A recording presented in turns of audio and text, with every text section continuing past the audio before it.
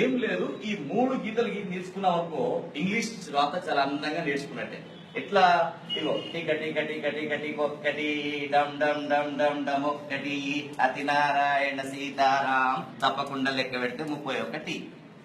1 2 3 4 5 6 7 8 9 10 11 12 13 14 15 16 17 18 19 20 21 22 23 24 25 26 27 28 29 30 31 ఇలా రాగానే దీన్ని ఏ విధంగా చేసుకోవడం? ఏ, ఇది బి, ఇది సి, ఇది డి, ఇది E, F, G, H, I, J, K, L, M, N, O, P మారిపోతుంది రాత తొందరగా.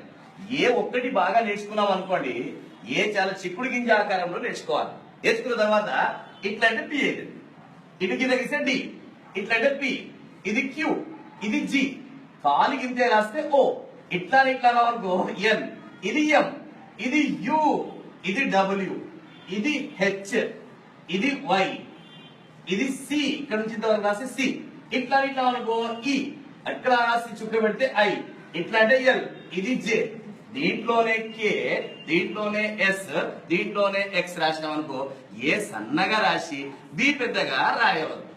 ఏ ఎంత రాస్తామో బి కూడా అంతే రాస్తే బాగుంటుంది. ఇది గుర్తుపెట్టుకోవాలి. పైన 7 1 2 3 4 5 6 7, కింద 6 1 2 3 4 5 6, పైన 7 కింద 6, మధ్యలో 21 1 2 3 4 5 6 7 8 9 10 11 12 13 14 15 16 17 18 19 20 21.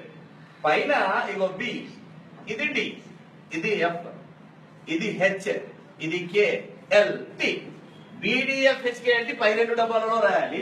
ఇగో G, J, P, Q, Y, Z ఇవి కింది 2 డబ్బాలలో రాయాలి ఫోర్ములా కాపీలో. ఇక్కడ ఇగో A, C, E, I, M, N, O, R, S, U, V, W, X ఇవి మధ్య డబ్బాలో రాయాలి ఫోర్ములా కాపీలో.